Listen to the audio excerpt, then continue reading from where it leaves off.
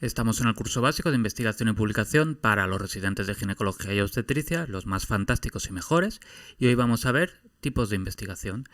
Esto es recordar un poquito sobre metodologías, sobre epidemiología, que lo tenemos bastante fresco del MIR, y de hecho os lo pongo que si cogéis el manual CTO o AMIR o lo que hayáis hecho, pues lo veréis así, recordar un poquito los esquemas, no es algo difícil, pero bueno, nos interesa ahora porque con el paso del tiempo se nos va a olvidar, para tenerlo un poquito claro. Esta es la pirámide central que nos interesa, que nos habla sobre la calidad de información. Recordar que estamos en un sistema científico basado en la evidencia. Entonces, lo que diga nuestro superjefe se considera una opinión de experto, que es la parte más baja, lo menos válido, mientras que un metaanálisis sería como lo más super mejor. Así que nuestro objetivo al final es conseguir la mayor calidad de información cuando estemos trabajando y también cuando estemos buscando información. Por tanto, si yo quiero poner un tratamiento a una mujer y cojo y busco en PubMed, pues un estudio de cohortes va a tener más evidencia que una serie de casos. Luego, esto lo recordamos un poquito, los estudios descriptivos son los que se limitan a describir lo que hay en ese momento. Es decir, te coges un periodo temporal, que puede ser 1 año, 2 años o lo que sea, y describo lo que hay, los resultados de perinatología, lo que sea. Los estudios analíticos lo que hacen es comparar normalmente dos grupos: parto, cesárea, tratamiento con aspirina, tratamiento con placebo. Luego, estudios experimentales y observacionales. Los observacionales, que son todos estos de aquí, pues son simplemente en los que no intervenimos, cogemos toda la información que queramos, pero que no hacemos nada. Estos son los habituales que vamos a hacer. Muy raro que hagamos los experimentales. El experimental estamos hablando del ensayo clínico. En ese caso ya pues estamos interviniendo. Y por último, información sin filtrar y información filtrada. ¿Qué quiere decir? Que la información sin filtrar es ensayo clínico sobre placenta y aspirina. Bueno, pues es una información que hemos obtenido de un estudio primario. En cambio, los metaanálisis, los sistemas, revisiones sistemáticas, sinopsis y demás, lo que está haciendo es una búsqueda inicial sobre todos esos ensayos o estudios y se queda lo que ellos quieren. Ya está. Vamos a empezar por el nivel más bajo. Opinión de experto. La opinión de experto tiene su función. Digamos que es la forma de calidad más baja, pero sí que hay forma en las revistas, en las publicaciones, para hablar de esto. Foro de opinión, revisiones de experto, las propias editoriales. Este de la izquierda lo hizo Juan hace unos años, y su función no es dar evidencia de información, sino discutir, plantear, debatir. Es otra cuestión. Por poner un ejemplo, ahora mismo hacemos ecografías de tercer trimestre. Bueno, pues existe un metaanálisis, que es la evidencia más importante de 2015, que ya nos dice que no hay que hacerla, no que no hay que hacerla, sino que no hay evidencia de que sirva para algo. Entonces, te estamos haciendo una prueba sistemática a las mujeres cuando la calidad de la evidencia me dice que no sirve para nada. No hay un cambio en ese sentido, no estamos cambiando nuestra actitud, pues para esto serviría la opinión de experto, el foro de opinión. Yo, por ejemplo, mi opinión es que en tercer trimestre no debemos hacer la ecografía, o bien deberíamos replantear qué queremos hacer con ella.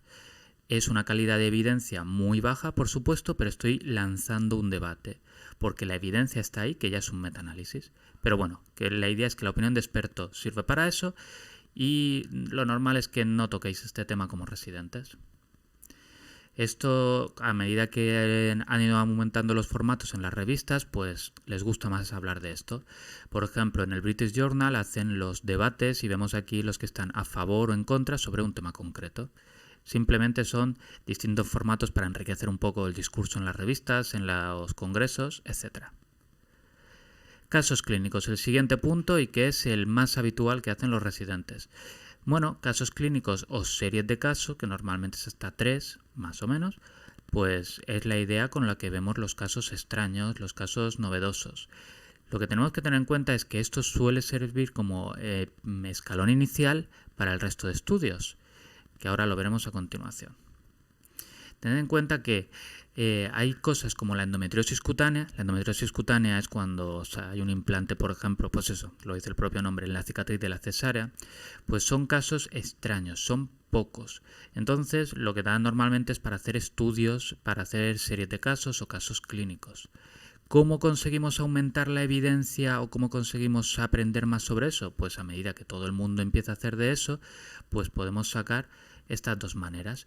Por un lado, que algunos centros hagan series larguísimas de 33 casos, recogiendo 20 años, los chinos tienen ahora uno de 200 y entonces así aprendemos, o bien con las revisiones de literatura que lo que hacen es coger los casos que se han ido publicando.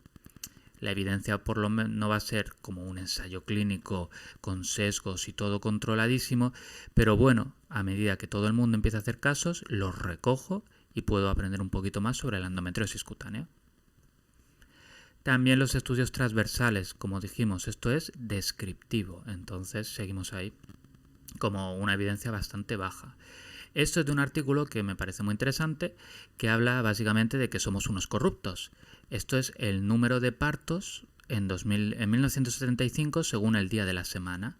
Por lógica deberían estar todos aquí, pero vemos que los sábados y los domingos hay menos partos. ¿Por qué? Pues por temas de la medicina privada, evitar inducciones, etc. Y aquí dice nacimientos según el día, pues vemos que en las festividades importantes casualmente nacen menos bebés, por lo que somos corruptos. Pero bueno, son estudios transversales que aquí estamos simplemente describiendo y no estamos comparando ni analizando. Pasamos al siguiente nivel, que son las cohortes y los casos y controles. Ya sabéis que en la línea temporal distinguimos por un lado los factores iniciales y por otro lado enfermedades. Bueno, cuando cogemos una serie de factores en una cohorte y avanzamos en el tiempo y vemos qué enfermedades se desarrollan, eso es una cohorte.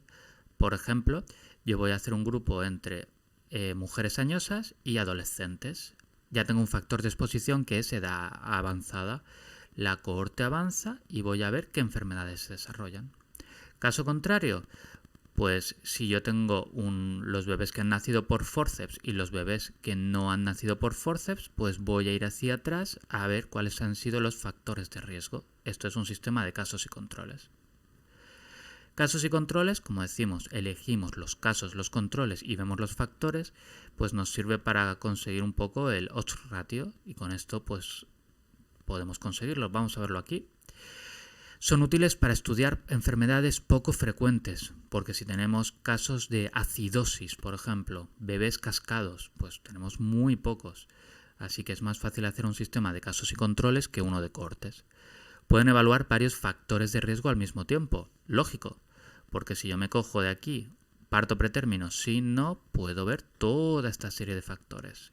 Y con cohortes vamos a ver lo contrario. Edad, mucho poco, pues todas las enfermedades. Son muy susceptibles de introducción de sesgos. Esto es que lo sepáis. Por eso casos y controles es peor evidencia. ¿Por qué? Porque si yo digo, venga, voy a coger los casos de distocia de hombros que ha habido en mi servicio y veo veo los factores de riesgo. Claro, ¿dónde están los casos de distocia? ¿Qué pasa con aquellos que se han registrado, que no se han registrado? Es distinto. Entonces es muy susceptible a que haya problemas. En cambio, cuando hago los estudios de cohortes, ahora lo veré, como cojo toda la población, pues no la voy a perder.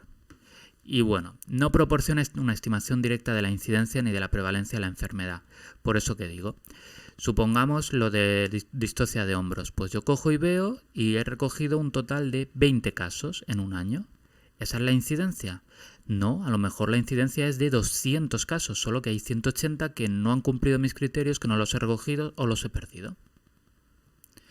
Este es un ejemplo de casos y controles. ¿Qué es lo que hacen aquí? Quieren comparar en las mujeres con preeclampsia cuáles son los factores de riesgo para edema pulmonar.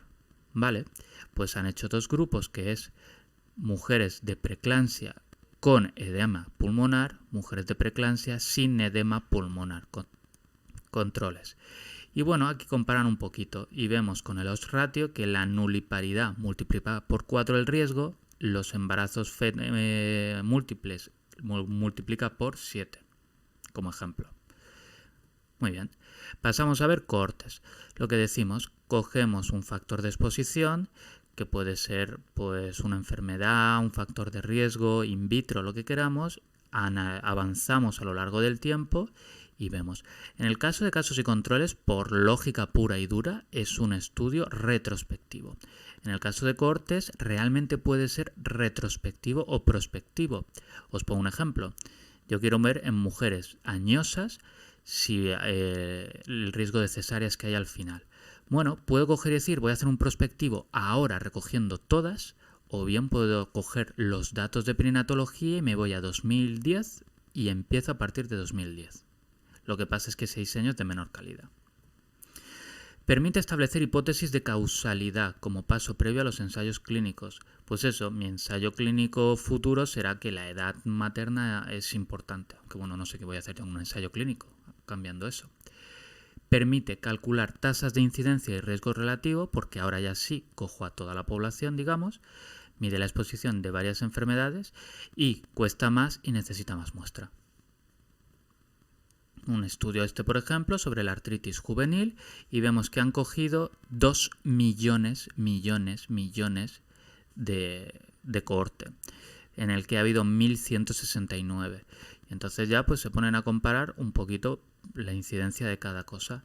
Si nos vamos a los ratios, tampoco hay gran cosa. Pues a lo mejor no. Este de aquí, pues el pretérmino moderado es mayor. Pues bien, pues ya lo tenemos. Ensayo clínico aleatorizado, todos sabemos bien lo que es. Hago dos grupos, a uno le pongo un tratamiento, a otro el otro y comparo. Esta parte, el ensayo clínico, no lo vamos a tocar nosotros de forma normal, pero es muy importante y es como se supone que está avanzando sobre todo la ciencia. Es sobre todo importante tener claro lo de ciego, doble ciego, enmascaramiento, aleatorización para demostrar que va todo correcto. Y esta página, el Clinical Trials, lo que hace es, para que no hagas trampa, tú registras antes lo que vas a hacer, para que así luego los resultados no los manejes como tú quieras. Bueno, en el caso de la obstetricia es muy raro que hagamos estudios de este tipo, porque tocar a las embarazadas, experimentar con ellas queda feo. Este es el estudio ASPRE, lo de la preeclampsia para darle placebo o aspirina, y bueno, vemos que la incidencia de preeclampsia con aspirina fue menor. En cambio, en la parte de ginecología y sobre todo en oncología va a base de ensayos clínicos, muchísimos, porque tienes mujeres, claro, que tienen una supervivencia muy limitada y hay que probar medicamentos con ellas. Y ya pasamos a lo último, revisión sistemática y metaanálisis.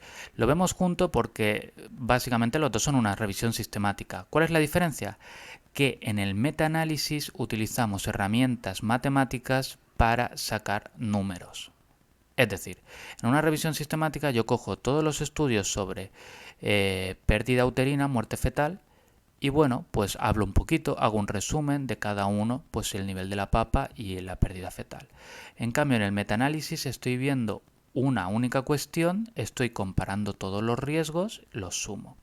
Por ejemplo, en este grupo estamos viendo sobre si me sirve la aspirina o el placebo.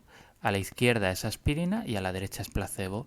Sumo todas las incidencias y me da aquí un resultado final de 0,59. Vale. Lo importante en esto, en revisión sistemática y en metaanálisis, es la selección de estudios, lógicamente, porque hay que asegurarse de que se cogen todos y hay que asegurarse de que no haya riesgos de sesgos. Esto, por ejemplo, es un estudio, un funnel plot, que lo que hace es ver si me están faltando estudios. Quiero decir, yo voy a poner aquí los estudios que están a favor de una cosa y aquí a favor de otra. Y se supone que los estudios tienen que ser más o menos similares, aunque estén a favor. ¿Por qué? Porque si yo veo que casi todos los estudios están a favor de la aspirina, por ejemplo, a lo mejor hay un sesgo de que me están faltando los otros estudios. Como digo, es simplemente saber un poquito cómo va esto. Y si os fijáis en el símbolo de la Cochrane, que se dedica a los metaanálisis, pues si no me equivoco es el de los corticoides. Como decimos, vamos sumando un poquito todos y nos salen los rombos. ¿Vale? Y luego, esto es el extra de la pirámide, una pirámide dentro de la pirámide, que nos habla de esa información que no está que está filtrada, que podrían ser la síntesis, los sumarios, las sinopsis y los sistemas. Esto, si entramos en el Murcia Salud, pues vemos la biblioteca, el DARE, el UpToDate, etc.